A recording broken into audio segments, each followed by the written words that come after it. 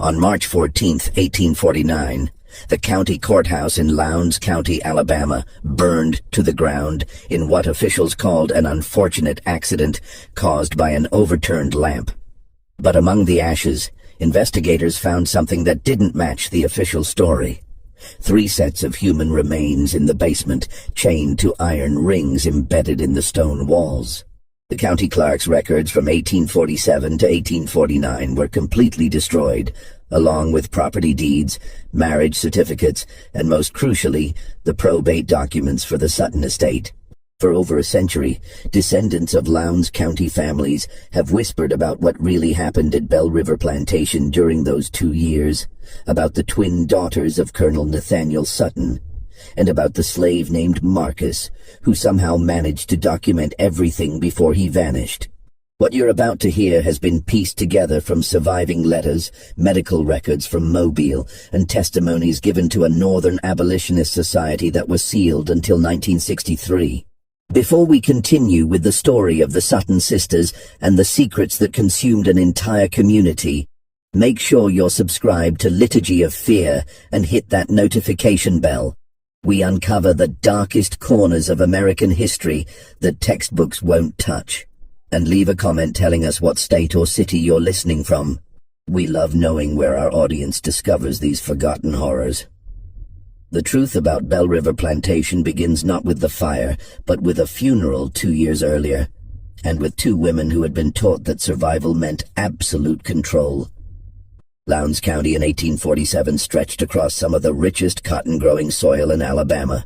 Black earth that made men wealthy and carved the landscape into kingdoms of white columned houses surrounded by fields that reached the horizon. The county seat of Hayneville sat at the center of it all, a collection of brick buildings and dirt streets where planters conducted business, and their wives pretended not to know where the family wealth truly came from.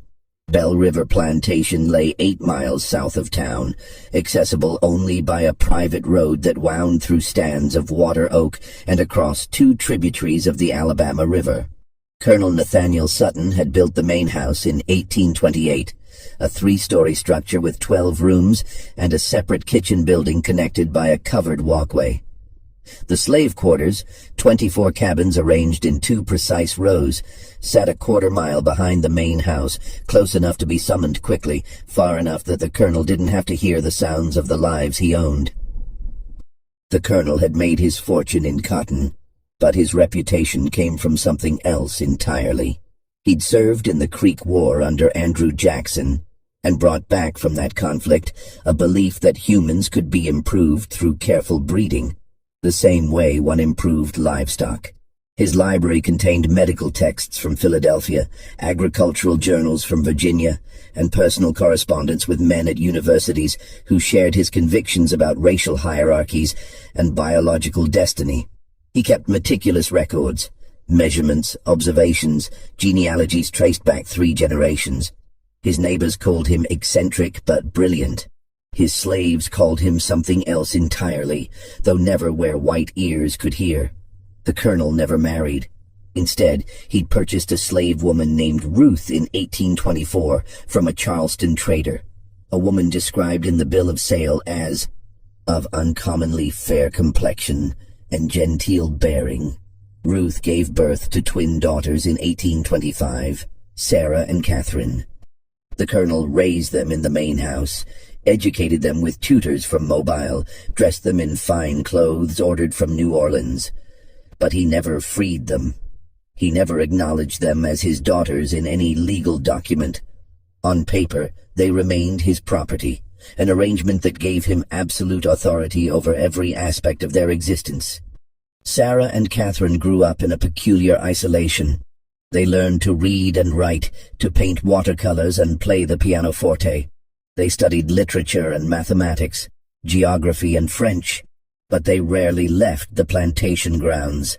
The colonel controlled who visited and when, screening every potential social contact through his own rigid criteria.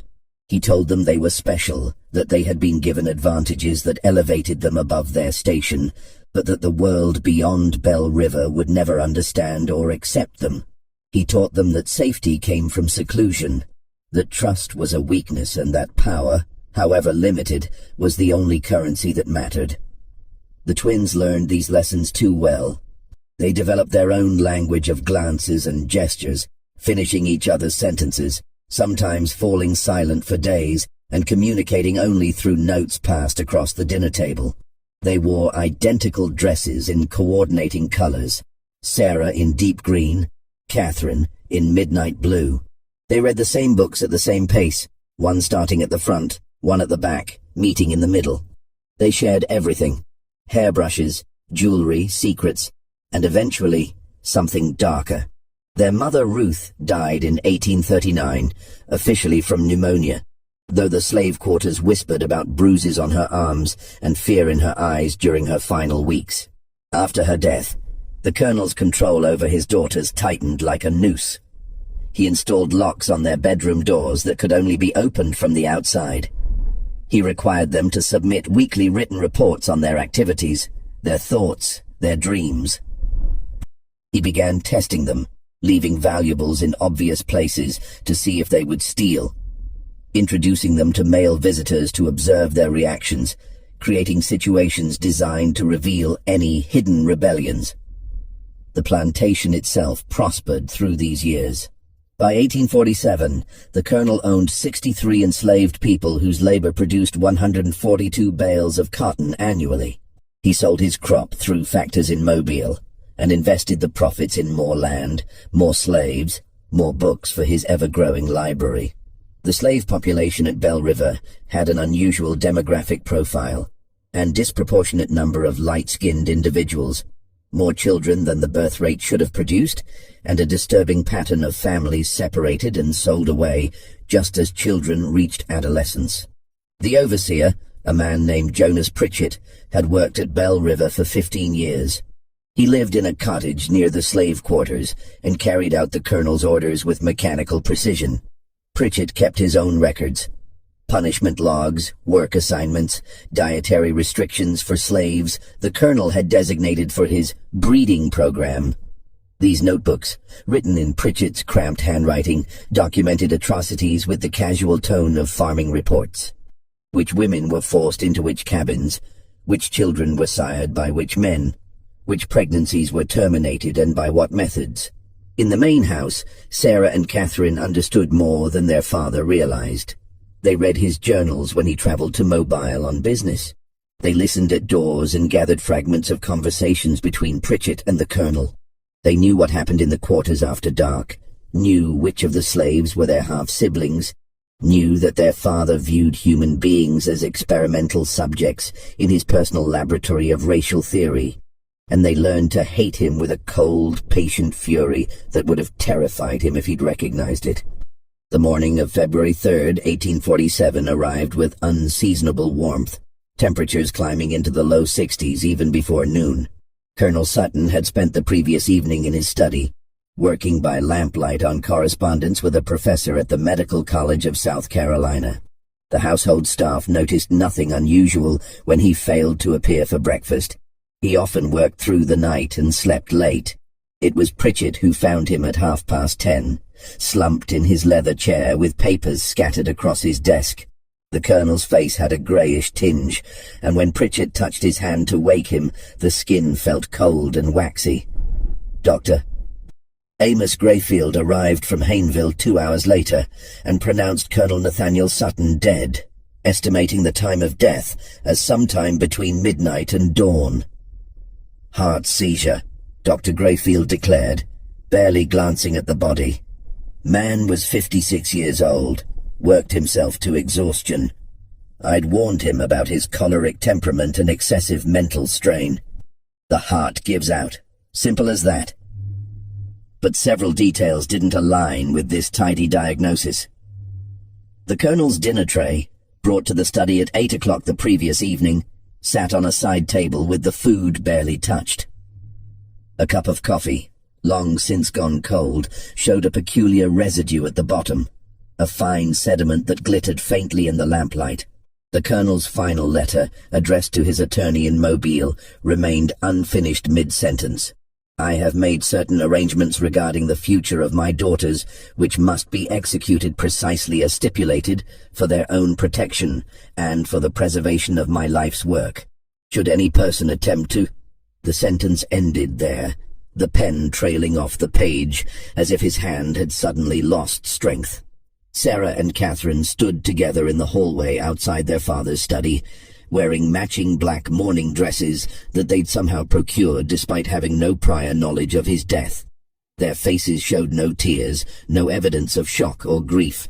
They held hands, fingers interlaced, and watched the proceedings with identical expressions of watchful calm. "We should examine him more thoroughly," suggested Mr. Harold Breckenridge, a neighboring planter who'd arrived to pay his respects. "Nathaniel was in good health last month when I saw him at the courthouse. This seems rather sudden." The colonel worked himself into the grave. "Doctor," Grayfield snapped, irritated at having his professional judgment questioned. "I've seen it 100 times. The body simply gives out. Now, if you'll excuse me, I need to speak with the daughters about funeral arrangements." But Dr. Grayfield never got that conversation. Sarah addressed him first, her voice perfectly modulated and cold as January rain. "Dr. Grayfield, we appreciate your prompt attendance. The funeral will be held 3 days hence with burial in the family plot. Mr. Jeremiah Osgood, our father's attorney from Mobile, has been summoned and should arrive by tomorrow evening. Until such time as the will is read and the estate settled, Catherine and I will manage the plantation affairs. Pritchett will continue as overseer under our direct supervision." The men in the room exchanged glances. Women didn't manage plantations, certainly not unmarried women barely 22 years old. And there was something else, something they couldn't quite articulate, a sense that Sarah and Catherine had been waiting for this moment, that they'd rehearsed these words and knew exactly how events would unfold. "Now, Miss Sarah, Mr. Breckenridge began in the patronizing tone men reserved for women discussing matters beyond their comprehension. "You can't seriously expect to—" "Our father educated us specifically for this eventuality," Catherine interrupted, her voice a mirror of her sister's. "We understand crop rotation, market factors, the management of field labor. We've studied his methods for years.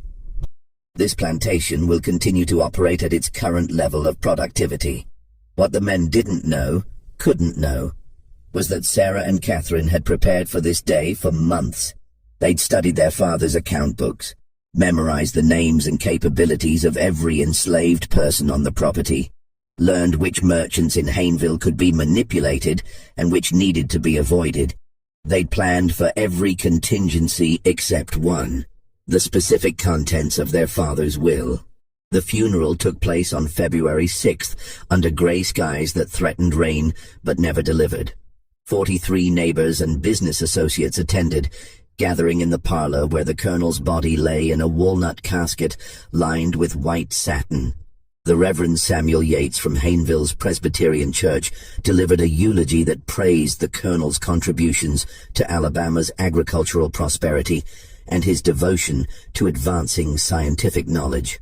Not one enslaved person from Bell River attended the service, though they gathered in the quarters that evening for their own ceremony, a mixture of Christian hymns and older traditions, singing songs that celebrated liberation and the settling of accounts. They kept their voices low, but the sound carried across the fields to where Sarah and Catherine sat on the main house veranda, listening. "They think they're free now," Sarah said softly. "They'll learn differently," Catherine replied. Jeremiah Osgood arrived from Mobile the evening after the funeral, a portly man of 50 with silver hair, and the careful manner of someone accustomed to delivering bad news to people who could afford to make his life difficult. He carried a leather satchel containing Colonel Sutton's will and several sealed documents marked for the twins' eyes only. The reading took place in the colonel's study, now thoroughly cleaned of any evidence of his final hours. Sarah and Catherine sat together on a settee, their black mourning dresses rustling slightly as they adjusted their positions. Pritchett stood by the door, uninvited but tolerated, his weathered face expressionless. Osgood opened his satchel and withdrew a thick document bound with black ribbon. Colonel Sutton revised his will on December 12, 1846, less than 2 months before his death. The provisions are unconventional.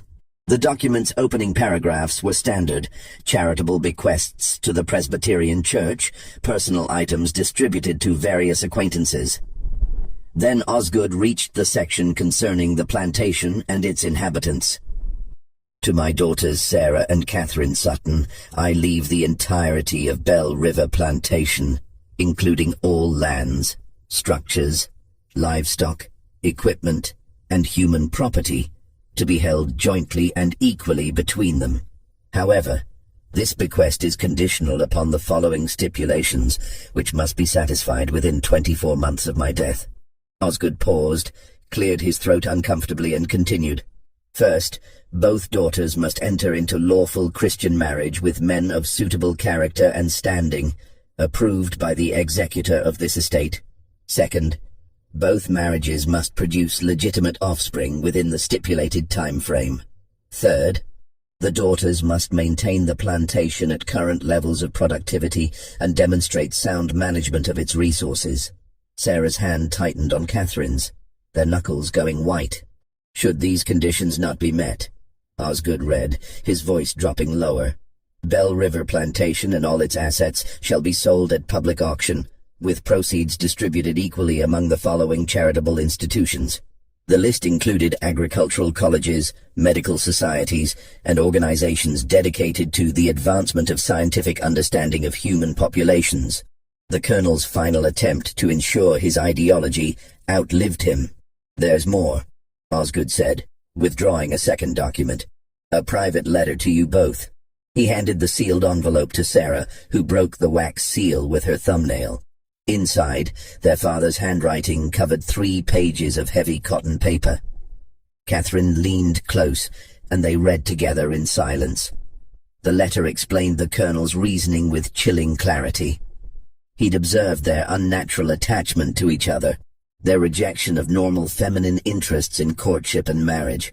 He'd concluded that they would never voluntarily separate, never form appropriate alliances with men who could continue his work and properly manage his estate. So he'd created a situation where they had no choice: marry and procreate, or lose everything. But the letter's final paragraph contained something more disturbing. I have made arrangements to ensure you choose wisely. My network of correspondence extends throughout the state and beyond. They will be watching, reporting back on your conduct and your choices. Remember always that you are what I made you, and you cannot escape the fundamental truth of your nature, no matter how you might pretend otherwise.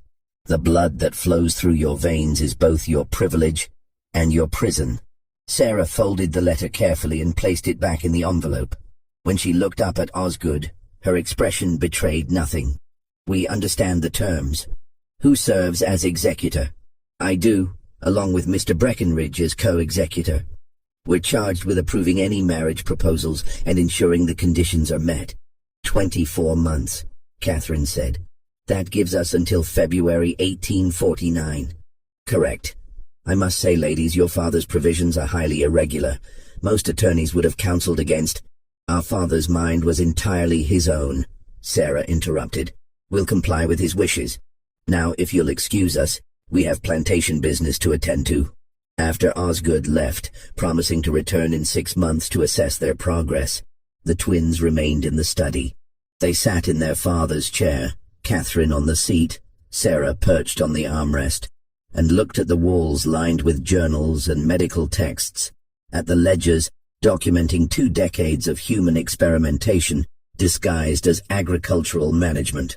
We can't find suitable husbands in 24 months, Catherine said finally. He knew that. He designed this to fail. Not if we control every variable, Sarah replied. Father taught us that much. He believed humans could be bred like livestock, that every aspect of reproduction could be managed and directed. We'll prove him right, just not the way he intended. What are you suggesting? Sarah stood and moved to their father's desk, pulling open the bottom drawer where he'd kept his most private records. She withdrew a leather-bound journal and flipped it open to a page marked with a silk ribbon. Father's breeding logs. He documented everything, which combinations produced which results, which bloodlines he considered superior, which individuals he designated for his program. Catherine joined her, reading over her shoulder. The entries were clinical, dehumanizing, describing people as if they were cattle. Purchased male, approximately 25 years, from Williamson Estate. Good teeth, strong back, quick to learn tasks. Letters visible on back indicate prior ownership in Virginia, paired with female number 4. Results: 1 male child, sold 1837. 1 female child, retained for future breeding. He was a monster, Catherine whispered. He was, Sarah agreed. But he was also thorough, and somewhere in these records is the solution to our problem. Over the following weeks, Sarah and Catherine absorbed themselves in their father's documentation. They discovered the full scope of his obsessions, journals spanning 20 years, detailed genealogies, physical measurements, observations on temperament and capability. He'd treated Bell River as a laboratory, its enslaved population as experimental subjects, all in service of his theories about racial hierarchies and human improvement. But within that documentation they found something unexpected, evidence of intelligence, resilience, and resistance among the very people their father had tried to reduce to data points. Slaves who'd taught themselves to read despite prohibitions. Women who'd used herbs and folk knowledge to control their own fertility, quietly subverting the Colonel's breeding program. Men who'd sabotaged equipment and slowed productivity in ways that appeared accidental. Their father had noted these deficiencies without recognizing them as acts of rebellion. One name appeared repeatedly in the later journals, always with annotations of frustration: Ruth, their mother. The Colonel had purchased her expecting a compliant bearer of children for his experiments. Instead, he'd found a woman who resisted him in subtle, persistent ways, teaching her daughters to read when he was away, whispering to them about the life she'd known before slavery, planting seeds of doubt about his absolute authority. She tried to protect us, Catherine said, tracing her finger over their mother's name in the ledger. Even when she couldn't save herself. Then we owe her more than survival, Sarah replied. We owe her victory, but victory required resources, time, and one more element they didn't yet possess. A man they could control completely, whose presence would satisfy the letter of their father's will while violating its spirit entirely. The solution arrived in late April, though they didn't recognize it immediately. The spring auction in Hayneville drew sellers and buyers from across central Alabama, transforming the courthouse square into a marketplace of human misery. Enslaved people stood on a raised platform, while white men examined them like livestock, checking teeth and muscle tone, asking invasive questions about work history and health. The air smelled of dust and sweat and fear. Sarah and Catherine attended with Pritchett, ostensibly to purchase additional field hands for the expanded acreage they planned to cultivate. They wore black veils, still in mourning, which gave them anonymity in the crowd and allowed them to observe without being observed too closely. The morning sales proceeded predictably. Field workers going to plantation owners, domestic slaves to town families, children torn from parents and sold to different buyers. Then, shortly before noon, something unusual appeared on the auction block. Next lot, the auctioneer called. Property of the Granville estate, recently deceased. One male, age approximately 28, name of Marcus. Got his letters, can figure, worked as a house servant and tutor to the Granville children. No history of rebellion, no attempts to run. Starting bid, $1,000. Marcus stood on the platform with straight posture and level gaze, neither defiant nor submissive. He wore clean but worn clothing, and his hands, the hands of someone who worked with ledgers rather than cotton, showed no calluses. His skin was several shades lighter than most of the people sold that morning, suggesting mixed ancestry. But what caught Sarah's attention was something else entirely, the way he scanned the crowd. Not with the defeated resignation she expected, but with calculation, as if he was evaluating potential buyers just as they evaluated him. "Educated slaves are risk," someone in the crowd called out. "Gets ideas above his station. Perfect for a household that needs bookkeeping done," the auctioneer countered. "How many of you can balance your own accounts? Here's a man who can do it for you. Now do I hear 1,000? The bidding opened slowly. Most planters didn't want an educated male slave. Too much potential for trouble, for reading abolitionist newspapers, for forging travel passes. But a few town merchants showed interest, seeing value in someone who could manage their stores or handle correspondence. Sarah leaned close to Pritchett. "Bid. Miss Sarah, we don't need bid." Pritchett raised his hand. 1,000. 1,200, countered a merchant from Montgomery. 1,300, Pritchett called. The bidding climbed to 1,600 before the Montgomery merchant dropped out, shaking his head at the inflated price for a single male slave, educated or not. Sarah had paid more than market value, a fact that would fuel gossip in the weeks ahead. Marcus was delivered to Bell River 3 days later, walking the 8 miles from Hayneville with his few possessions in a cloth bag. Pritchett met him at the plantation entrance and led him directly to the main house, where Sarah and Catherine waited in the study. "You can read and write," Sarah said. It wasn't a question. "Yes, ma'am." Marcus's voice was educated, careful, revealing nothing of what he might be thinking. "You tutored the Granville children. What did you teach them?" "Reading, writing, arithmetic, some geography and history. Whatever their father requested." Catherine circled him slowly, appraising. "The Granvilles were known abolitionists, Quakers, I believe. They allowed their slaves to be educated?" For the first time, something flickered in Marcus's eyes. Wariness, perhaps, or recognition that this conversation was more complicated than it appeared. "Mr. Granville believed all people possessed souls and minds worthy of development, ma'am." "And you?" Sarah asked. "What do you believe?" "I believe I'm standing in front of 2 women who paid too much for me and who clearly have something specific in mind beyond field labor." The twins exchanged glances. Their father had taught them to view enslaved people as objects, incapable of analysis or autonomous thought. Marcus had just demonstrated both within 30 seconds. "We have an unusual situation," Sarah said carefully. "Our father died recently, leaving conditions on our inheritance that require creative solutions. We need someone educated, discreet, and capable of understanding complex arrangements." "What kind of arrangements?" "The kind that must remain private within this household," Catherine replied. "You'll live in the main house, not the quarters. You'll have access to our father's library. You'll be treated well, fed properly, given freedoms that would be extraordinary elsewhere. But in exchange, you'll do exactly what we say, when we say it, without question or hesitation." Marcus was silent for a long moment. When he spoke, his voice was very quiet.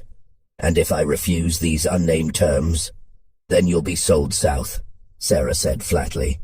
"To cotton plantations in Mississippi where educated slaves are worked to death in the fields to break them of any intellectual pretensions. I can have you on a boat within a week." It wasn't an empty threat, and Marcus clearly knew it. "What do you want from me?" "That depends," Catherine said.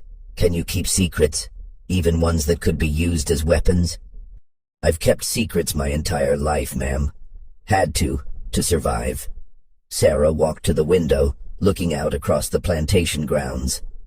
"Our father's will requires us to marry within 24 months or lose everything. But we have no intention of submitting to marriages arranged by men who view us as property to be managed. So we're going to subvert the terms while technically fulfilling them." "I don't understand." "You will," Catherine said. "But first we need to know if you can be trusted, completely and absolutely." Over the following days, Sarah and Catherine tested Marcus in ways both subtle and overt. They gave him access to their father's library and watched what he read. They asked his opinions on political matters and listened for hints of abolitionist sympathies.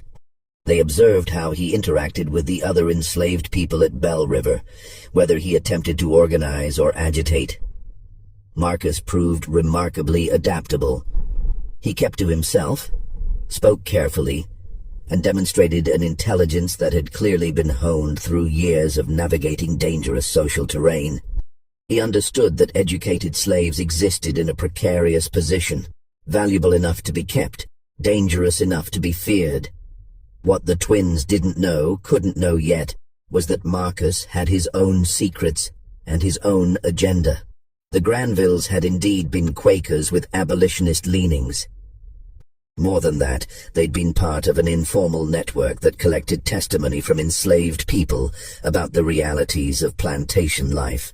Marcus had spent 5 years documenting atrocities, recording names and dates and details in a coded shorthand he'd developed. When the Granvilles died, both within a week of each other from fever, their relatives had sold off the estate, including Marcus, before anyone could discover the trunk hidden in the root cellar containing years of carefully preserved evidence. Marcus had managed to retrieve his most important notebooks before the sale, hiding them in a hollowed-out Bible that no white person bothered to inspect. He'd been bought and brought to Bell River expecting another period of careful observation and documentation. Instead, he found himself at the center of something far stranger and potentially more dangerous. By mid-May, the arrangement had clarified. Marcus would serve as the twins' private secretary, managing household accounts and correspondence. But more than that, he would be their confidant in a scheme they hadn't yet fully explained.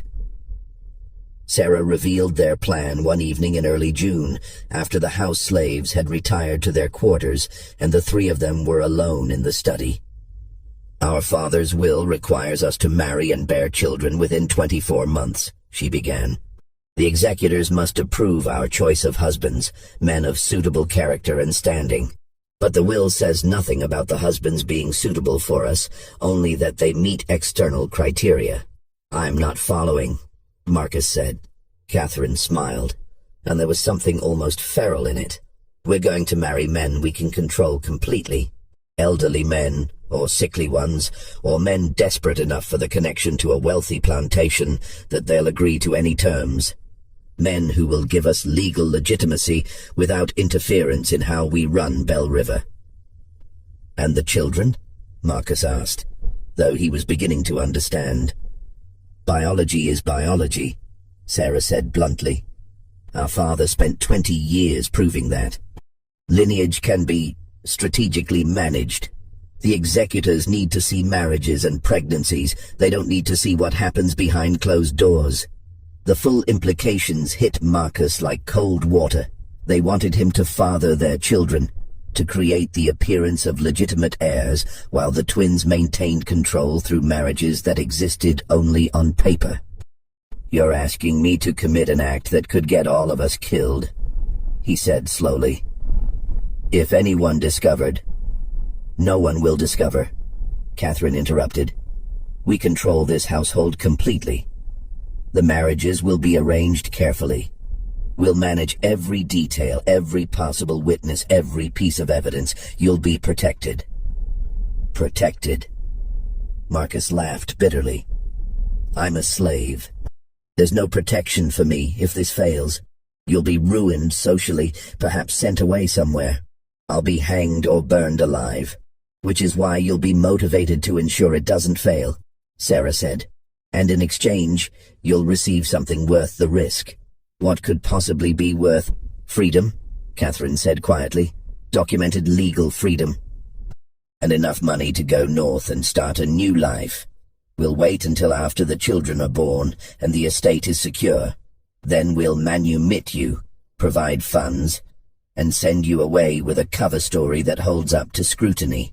Marcus looked between them, searching for deception or false promises. "And if I refuse?" "You won't," Sarah said with certainty. "Because you want freedom more than you fear death, and you're smart enough to recognize this as your only real chance." She was right, and he knew it. But there was something else at play, something the twins hadn't considered. Marcus saw in their scheme not just a path to personal freedom, but an opportunity to document and expose the entire system. If he could gather evidence about the Sutton family's secrets, about the Colonel's experiments, about the network of planters and overseers who'd collaborated in decades of atrocities, he could send that information north and strike a blow against the institution that had stolen his life. "I'll do it," he said finally, "on one condition." "You're not in a position to make conditions," Catherine said. "I am, if you want my cooperation rather than my resentful compliance. I want to know everything. Your father's journals, his correspondence, his breeding logs, all of it. If I'm risking my life for this scheme, I deserve to understand the full context." The twins considered this. Giving Marcus unrestricted access to their father's papers was dangerous, but refusing might create exactly the resentful compliance he'd mentioned. "Agreed," Sarah said. "But you'll study them here, in this room under our supervision. Nothing leaves this house. Acceptable." What none of them said aloud was that they'd each just made a bargain with someone they didn't fully trust, gambling their futures on a deception so audacious it could only succeed if every element aligned perfectly. And in Lowndes County, Alabama in 1847, perfection was in very short supply. Aumento de tensión. The summer months brought oppressive heat to Bell River, the kind that made the air thick as syrup and turned every physical task into an ordeal. But inside the main house, behind closed shutters and drawn curtains, a different kind of pressure built. Sarah and Catherine began their search for suitable husbands with the cold calculation their father had taught them. They needed men who met the executor's criteria for character and standing, while being vulnerable enough to manipulate. They compiled a list from Osgood's suggestions and their own observations of Lowndes County society. The first candidate was Mr. Edmund Varley, a 68-year-old widower whose cotton operation had struggled since his sons moved west to seek opportunities in Texas. Varley had been a friend of the Colonel's and expressed immediate interest when approached about a potential match with one of the twins. "A beautiful opportunity," he declared during his first visit to Bell River in July, his watery eyes roaming over Catherine with an expression that made her skin crawl. "Union of two fine properties, continuation of your father's legacy. I'd be honored to guide you through the complexities of plantation management." Catherine smiled and said nothing. After Varley left, she scrubbed her hands raw in the wash basin as if she could remove the memory of his palm on her arm during the tour of the grounds. "He'll do," Sarah said clinically. "He's desperate to restore his reputation after last year's failed crop. He'll agree to any prenuptial terms to secure the connection." "I can't," Catherine whispered. "Sarah, I can't let him touch me." "He won't. That's the point. The marriage is legal fiction. Marcus fathers the child, Varley gets credit, and we maintain control." But arranging two such marriages proved more complex than anticipated. The executors, particularly Breckenridge, had strong opinions about suitable matches. When Sarah suggested she might marry a merchant from Mobile, a man of 42 with moderate success in the cotton trade, Breckenridge rejected him immediately. "Unsuitable background," he declared. "Your father intended you to marry into established planter families, not commercial classes. The man's grandfather was an indentured servant, for God's sake." The twins pushed back, arguing that the will's language didn't specify planter families, only men of suitable character and standing.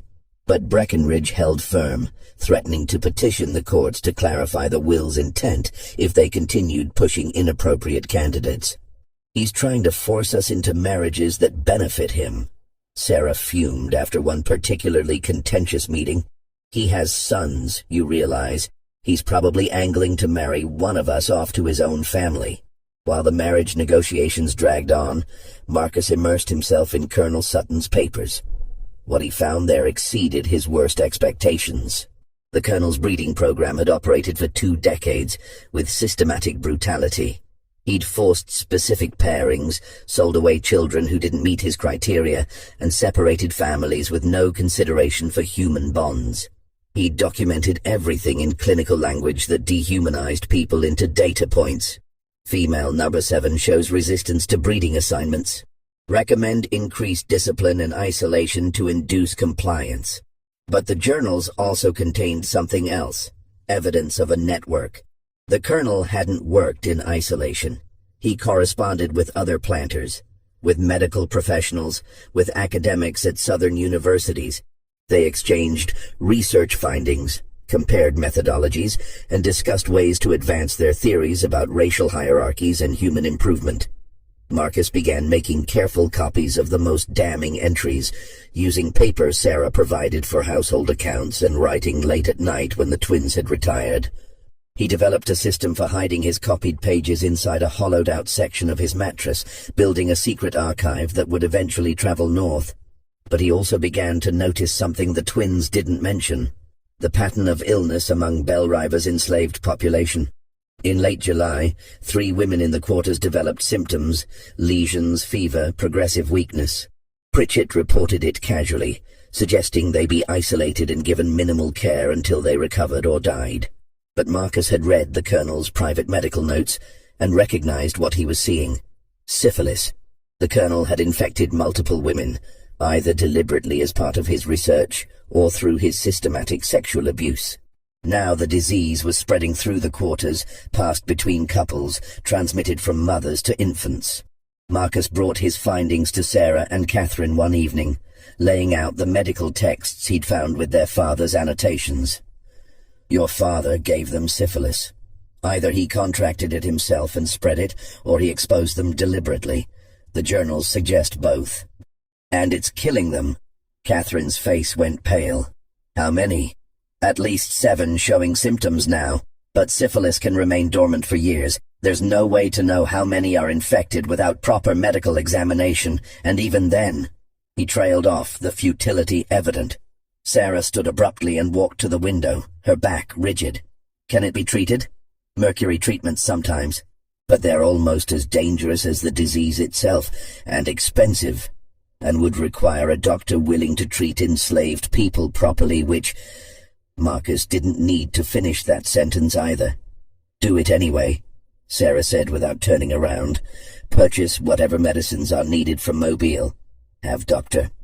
Grayfield come out, and if he refuses to treat them adequately, find someone who will. Miss Sarah, the cost—" "I don't care about the cost. Our father did this. We're not going to let them die from his depravity." It was the first crack in the facade Marcus had seen, the first indication that the twins might be motivated by something beyond self-preservation. He filed it away as valuable intelligence. Dr. Grayfield arrived 2 days later, irritated at being summoned to treat slaves. He examined the sick women with barely concealed disgust, confirmed the diagnosis, and prescribed mercury treatments with the cheerful confidence of someone who didn't particularly care whether the patient survived. "Course of treatment takes months," he said, washing his hands in the basin a house servant provided. "Can't guarantee results. Frankly, might be more economical to just isolate them and let nature take its course. Replace them with healthy stock." "We'll take your prescription," Catherine said coldly, "and we'll need you to examine the entire slave population. Everyone. Identify all potential cases." Grayfield's eyebrows rose. "That's 40+ people.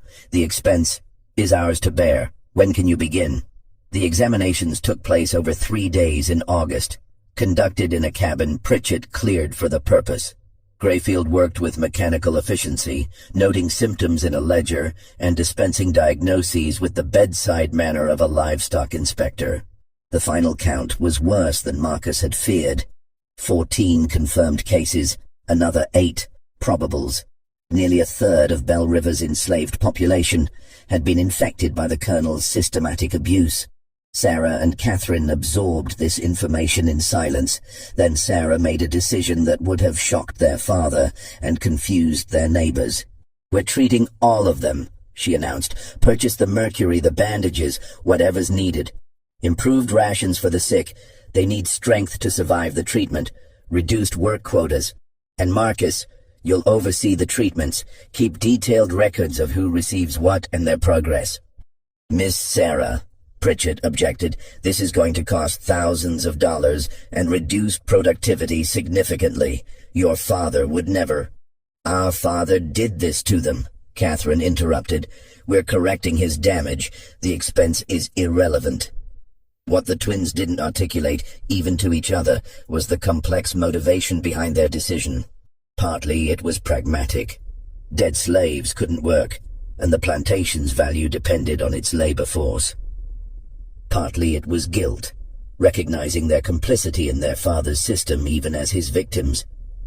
But partly it was something else, something neither wanted to examine too closely. The recognition that their father's greatest crime wasn't the specific atrocities he'd committed, but the fundamental belief that other people existed only as instruments for his purposes. They'd been raised to think the same way. Now, confronted with the human cost of that worldview, they were being forced to choose what kind of people they would become. Marcus watched these developments with growing confusion. He'd expected to find monsters at Bell River, people who viewed him as less than human. Instead, he'd found two women who'd been made into something twisted by their father's abuse, who were now struggling to untangle their own humanity from the poison he'd fed them. It didn't make them allies. It didn't mean he trusted them. But it complicated his simple narrative of oppressor, and oppressed in ways that made his documentation more difficult. While Marcus grappled with moral complexity, the marriage negotiations reached a crisis point. In September, Breckenridge arrived at Bell River with a proposal. His nephew, Thomas Breckenridge, age 34, recently returned from New Orleans, where his cotton brokerage had failed due to what was delicately termed unfortunate investments. Thomas needed a fresh start and a wealthy connection. Sarah needed a husband the executors would approve. "Perfect match," Breckenridge declared, having already decided the matter. "Thomas has impeccable breeding, understands plantation management, and will provide the steady male guidance you require." Sarah met Thomas twice before reaching her conclusion. He was weak, vain, and deeply in debt, which made him perfect for her purposes. "I'll agree to the match," she told Breckenridge, "under specific conditions. A prenuptial contract giving me sole management of Bell River. Thomas receives an annual income but no decision-making authority over plantation operations, and the marriage doesn't take place until my sister's match is also arranged." Those terms are highly irregular. Those terms are non-negotiable. Thomas is desperate enough to agree. "We both know it." Breckenridge sputtered but couldn't argue with the assessment. Thomas did agree, signing a prenuptial contract that essentially made him a paid figurehead in exchange for respectability and freedom from his creditors. Catherine's match proved more difficult. Edmund Varley had grown impatient and shifted his attention to a widow in Montgomery. The executors rejected 3 other candidates for various reasons. Time was running short. They had until February 1849, and it was already October 1847. Then Catherine made a suggestion that changed everything. "What if I don't marry at all?" Sarah looked up from the ledgers they'd been reviewing. "The will requires both of us. The will requires both of us to marry within 24 months. It says nothing about remaining married. I could marry, become pregnant, and then accidents happen, especially to sickly husbands." The room fell silent. Marcus, sitting at the desk where he'd been copying correspondence, felt ice water run down his spine. "You're suggesting murder," he said quietly. "I'm suggesting that we fulfill the letter of Father's will through whatever means necessary," Catherine replied. "He never specified the husbands had to survive." "Catherine," Sarah began, "don't pretend you haven't thought about it. Thomas Breckenridge is going to be a problem. He's weak but not stupid. Once you're married, he'll try to assert authority, pregnancy or not. Men like that always do. They can't help themselves." Sarah didn't argue, which was answer enough. Marcus understood in that moment that he'd badly miscalculated. He'd thought the twins were victims of their circumstances, trapped women trying to escape their father's control through desperate means. But they were their father's daughters in ways that went deeper than blood. They'd learned to view people as obstacles to be managed or removed. "If you're planning to kill anyone," he said carefully, "I want no part of it. That's not what I agreed to." You agreed to do what we say, Catherine reminded him. And you'll keep doing it because the alternative is being sold south, remember? Then sell me south. I won't be party to murder. The twins exchanged glances. Sarah spoke first, her voice softer. Catherine's talking theoretically. We're not planning to kill anyone, but she's right that we need to consider all possibilities. This situation is more complicated than we anticipated. Marcus didn't believe her, but he also recognized he had no good options. If he refused to cooperate, they could indeed sell him away, and his documentation would be lost. If he reported their plans to authorities, he'd be dismissed, a slave's word against white women's, and likely executed for daring to make accusations. So he did what enslaved people had always done. He nodded, agreed, and began planning how to protect himself when the inevitable violence came. November brought the first frost and a new development. Sarah's wedding to Thomas Breckenridge was scheduled for December 15th. The ceremony would take place at Bell River, with Reverend Yates officiating. Catherine would serve as maid of honor. The executors would attend to witness the fulfillment of the first condition. But behind the wedding preparations, darker plans took shape. Sarah and Marcus began their physical relationship in early November, clinical encounters that took place in the locked study after Catherine retired. Sarah approached it with the same cold efficiency she applied to plantation management. This was reproduction, not intimacy, a biological function necessary to achieve a goal. Marcus found it profoundly disturbing, not because of the racial taboo they were violating, though that danger hovered over every encounter, but because of the emotional emptiness of it, the way Sarah could separate physical acts from human connection so completely. My father did this to dozens of women, she said one night afterward as they lay apart on the study floor. Forced them into exactly this situation. And I swore I'd never be like him. Yet here I am. You're not forcing me, Marcus said, though it wasn't entirely true. The threat of being sold south hung over everything. Aren't I? You're enslaved. By definition, you can't consent. I tell myself this is different because I'm offering you freedom afterward. Because we're partners in this deception. But we're not partners. I own you. There's no consent possible in that dynamic. It was the most honest thing she'd said to him. And it made everything worse because it meant she understood exactly what she was doing, and did it anyway. By mid-November, Sarah was pregnant. Dr. Grayfield confirmed it during a visit to check on the syphilis treatments. The executors were delighted. One condition satisfied, one more to go.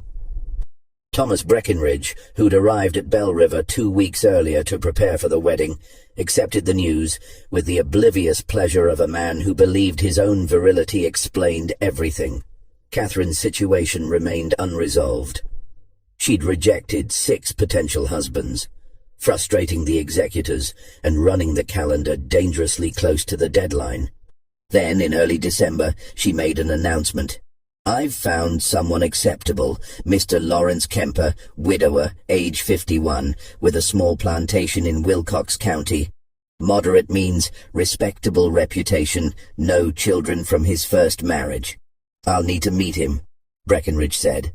Of course, he'll visit next week. Lawrence Kemper arrived on December 8th. A thin, nervous man with graying hair and a persistent cough that suggested consumption.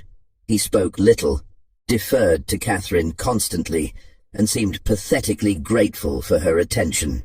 He's perfect, Catherine told Marcus after Kemper had left, dying slowly, desperate for companionship, and too weak to assert any authority.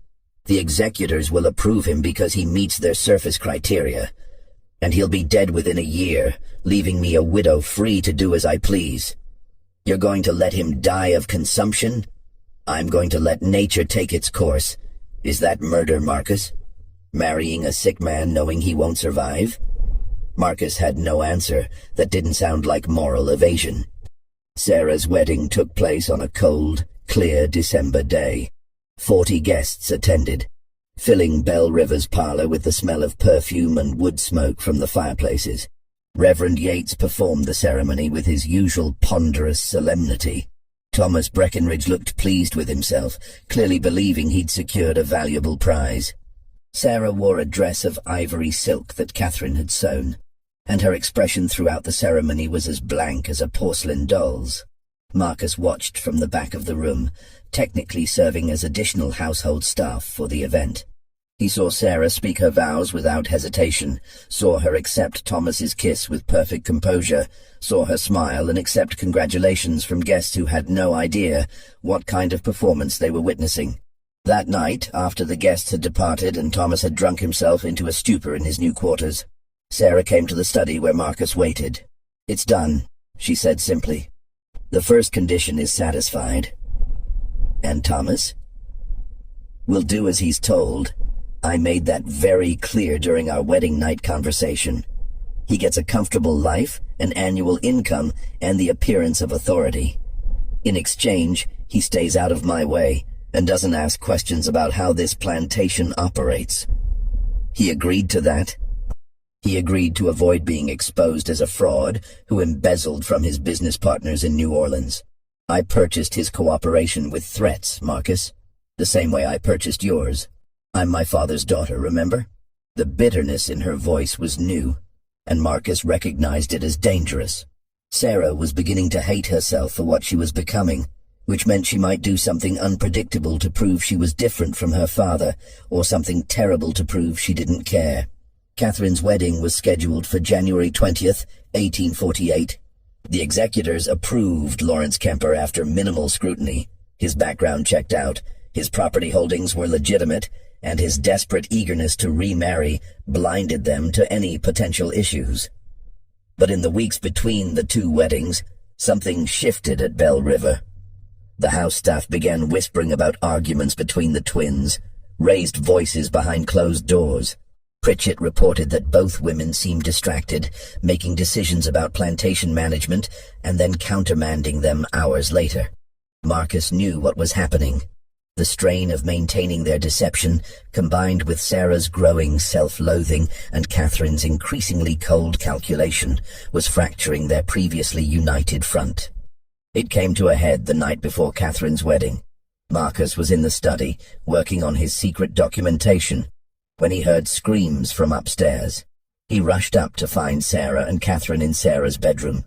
Catherine with blood running from her nose, Sarah with scratch marks on her face. "She wants to kill him," Sarah shouted when she saw Marcus. "Not just let him die, actually poison him." "He's dying anyway," Catherine screamed back. "Why wait? Why risk him changing his mind about the marriage terms? We dose him with arsenic. He's dead in 6 months. I'm a widow and pregnant, and we're done with all of this." "Because that makes us murderers. Actual, deliberate murderers. We're already murderers. Or had you forgotten the coffee you served Father the night he died?"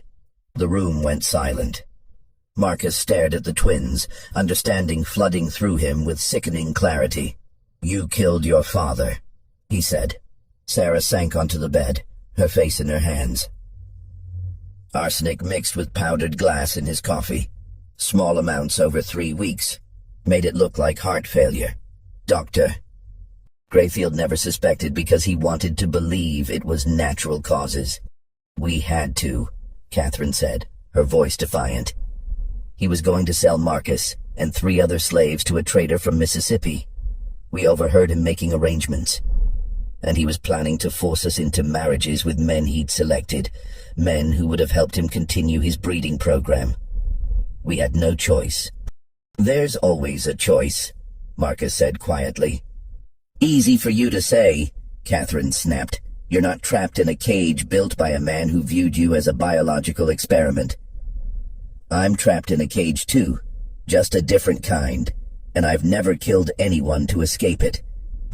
The argument might have continued, but they heard footsteps on the stairs. Thomas, stumbling drunkenly toward his wife's bedroom. The 3 conspirators fell silent, listening to him curse as he fumbled with the door handle, then give up and shuffle away. After he'd gone, Sarah spoke quietly. "We can't do this again.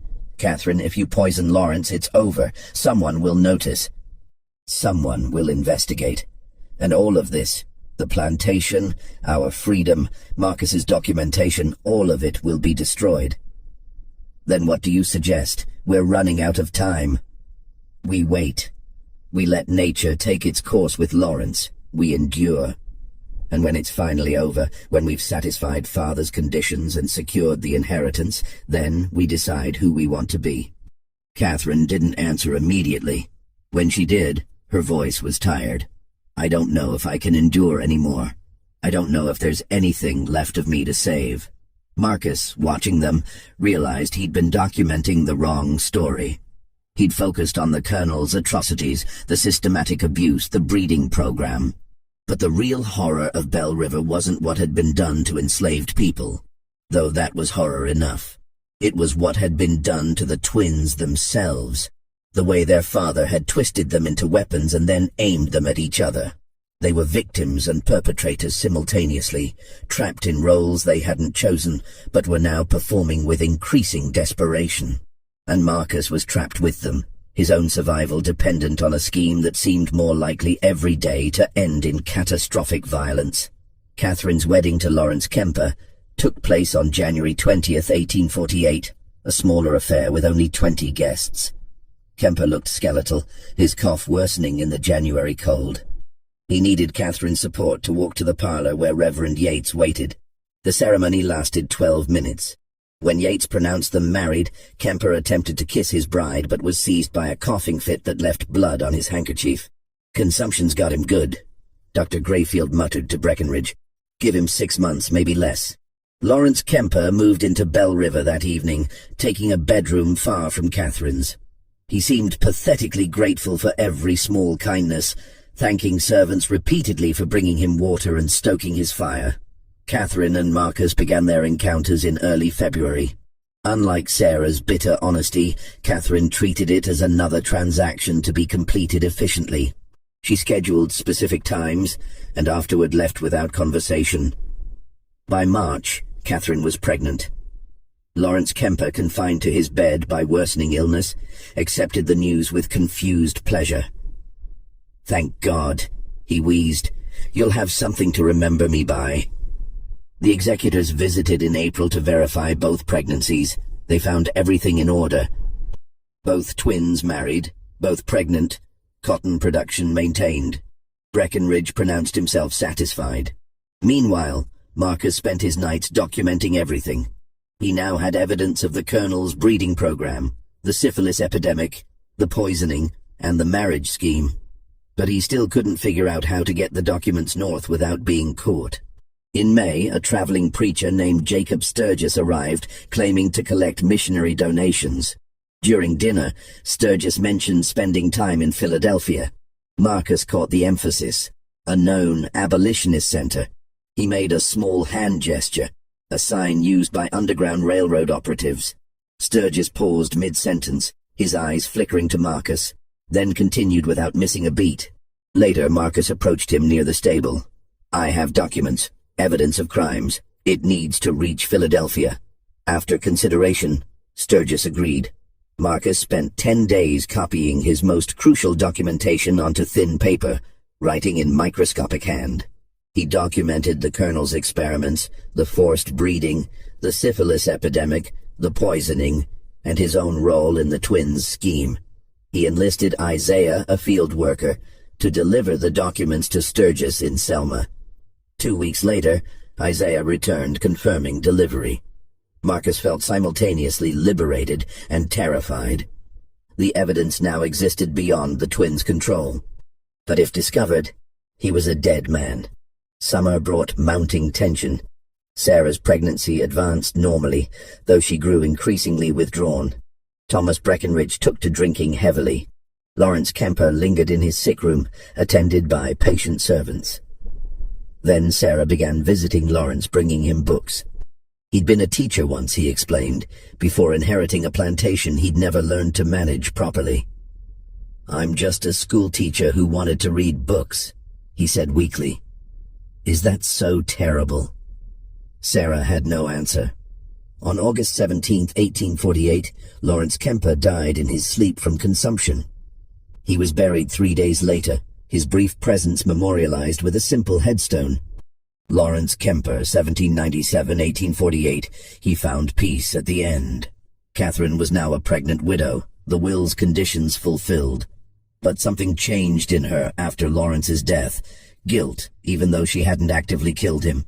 In mid-September, a woman appeared claiming to be the colonel's half-sister, threatening lawsuits if not given a settlement. The twins knew she was a fraud, but before they could act, she approached Pritchett with a bribery offer. Pritchett reported it immediately.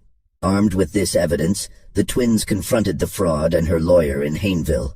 The meeting was brief and brutal. They left Alabama within 24 hours. But the incident revealed their vulnerability. Until the babies were born, they remained targets. In late October, everything nearly unraveled. Thomas Breckinridge, drunk after winning at cards, mentioned that Sarah had been pregnant within weeks of their marriage. Surprisingly quick timing. Word spread through Lowndes County within days. The scandal hit Bell River like a thunderstorm. Breckinridge arrived demanding explanations. Sarah made a decision. She stood before prominent neighbors, 7 months pregnant, and delivered a calculated confession. "I was violated," she said steadily. "Before our marriage, Thomas and I were intimate. I became pregnant. Rather than cancel the marriage and face ruin, we proceeded with the ceremony. It was wrong, it was sinful, but it doesn't invalidate our father's will." The men exchanged uncomfortable glances. Premarital intimacy was scandalous but not unprecedented. Sarah's frank admission made the story believable, a lie that protected the greater deception underneath. "What about your sister?" Breckinridge asked. "Catherine's situation is entirely proper." Breckinridge studied her carefully but had no evidence to disprove her story. "This matter is closed," he declared finally. "The will's conditions have been met." After everyone left, Sarah collapsed in the parlor, her composure finally breaking.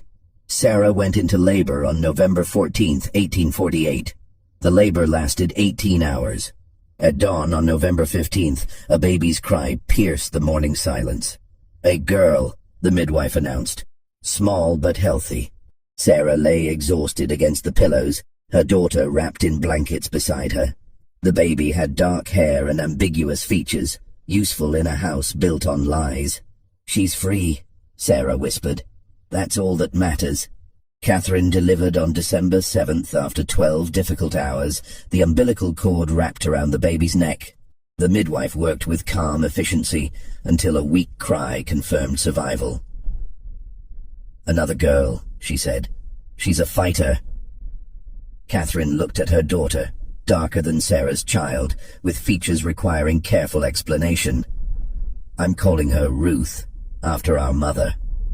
"And mine will be Abigail," Sarah said through tears. "After the grandmother we never knew." The names honored women their father had erased. They were the first decisions the twins had made that weren't calculated for advantage. Simply mothers naming their daughters. The executors visited on December 20th to verify both births and finalize the estate transfer. Breckinridge examined the babies clinically, noted their existence, and pronounced the will's conditions fully satisfied. "Bell River Plantation is hereby transferred to Sarah Breckinridge and Catherine Kemper. The estate is officially closed." After he left, Sarah felt nothing. No triumph, no relief, just exhaustion. They'd won, but the cost had been enormous. Marcus entered carrying Abigail. "She wants her mother." As Sarah took her daughter, she made a decision. "We're keeping our promise. Your manumission papers will be filed next week. Funds sufficient to reach Philadelphia and establish yourself there." Marcus had been expecting delays. The directness caught him off guard. Just like that.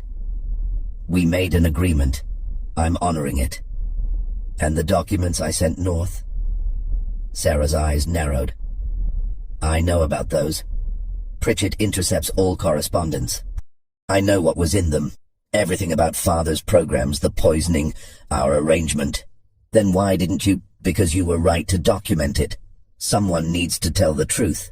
Maybe your testimony will reach people who can change things." Catherine appeared with Ruth.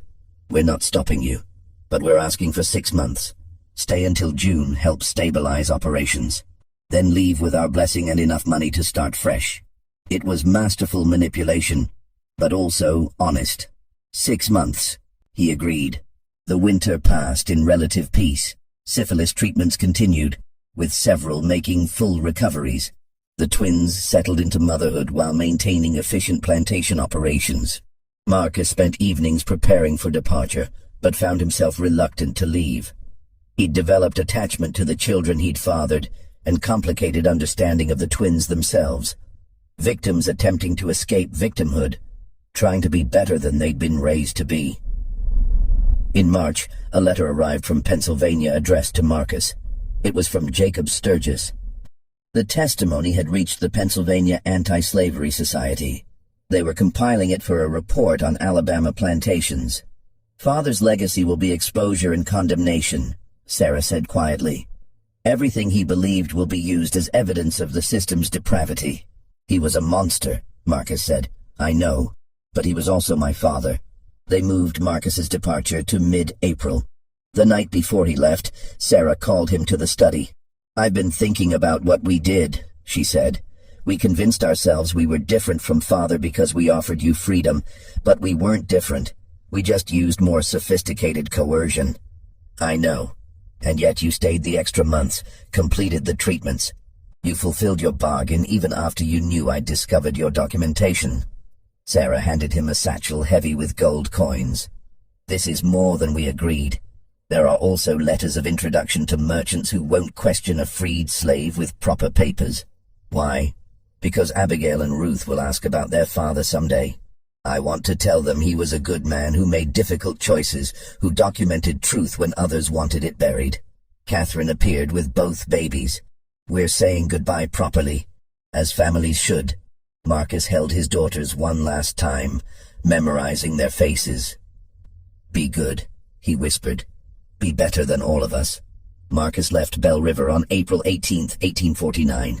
He carried his papers and a daguerreotype Sarah had commissioned secretly, him holding both girls.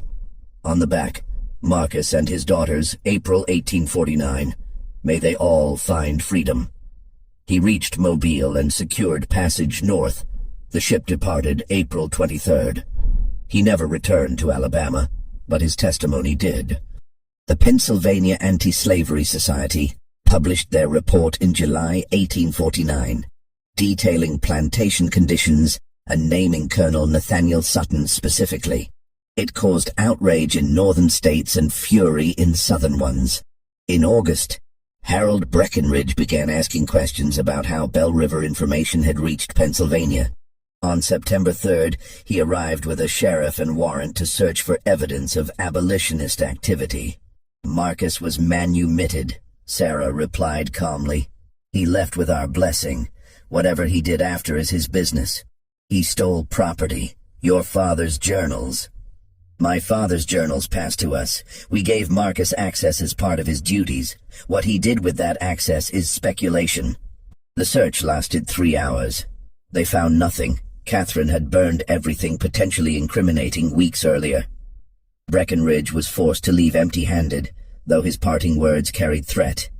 "This isn't over. Eventually, someone will find the truth." After he left, Catherine said, "We need to disappear." It took 6 weeks. They sold Bell River for immediate cash, manumitted several key people with funds to establish themselves, and sold the remaining population to a Quaker merchant who'd promised transport to free states. Thomas received his property and cash settlement for agreeing never to contest the sale. On October 14, 1849, Sarah and Catherine boarded a ship in Mobile bound for New Orleans, traveling as widows with infant daughters. But before leaving Alabama, they made one final stop. On October 15th, a fire started in the Hayneville courthouse basement. The building burned for 6 hours, collapsing before dawn. 3 bodies were found, identified as vagrants seeking shelter, though no one looked carefully at why they'd been chained in the basement. The investigation concluded an overturned lamp caused the accidental fire. Most county records from 1847-1849 were destroyed. Anyone trying to trace Belle River's history would find only fragments and gaps. Sarah and Catherine reached Wisconsin in December 1849. They purchased a small farm outside Madison using false identities, presenting themselves as widowed sisters starting over. Their daughters grew up knowing only that their mothers had come from Alabama, had escaped difficult circumstances, and that their father had been a good man who'd made sacrifices. Marcus established himself in Philadelphia as a bookkeeper. He never married, never had other children, never spoke publicly about Alabama. But he continued providing testimony and helped transport escaped slaves until the Civil War began. He kept the daguerreotype hidden, taking it out occasionally to look at his daughters' faces. In 1863, a Union lieutenant discovered a sealed trunk in Belle River's ruins containing journals and breeding logs that confirmed everything in the report and added new horrors. The documents became part of the case for why slavery needed complete abolition. Colonel Nathaniel Sutton's legacy became exactly what his daughters predicted: exposure, condemnation, evidence of systematic evil. But the full truth about Sarah and Catherine, about Marcus and the children, remained hidden in burned records and carefully constructed lies. The courthouse fire was never solved, the bodies never identified, the documents never recovered. And the truth about the Alabama twin sisters who shared one male slave between them until they both got pregnant remained buried in ash and silence for over a century. Some historians claim the story is fabricated, that no records exist to support the alleged events. Others point to the Pennsylvania Anti-Slavery Society's report and argue that where there's documentation, there's truth. But perhaps it doesn't matter whether every detail is verifiable. What matters is what the story reveals about the system that made such events not only possible, but almost inevitable. A system built on treating human beings as property, on using violence and deception as tools of control. The Sutton twins, if they existed, were both victims and perpetrators. Marcus, if he lived, was both collaborator and resistance fighter. The children inherited a legacy of trauma and survival, guilt and resilience.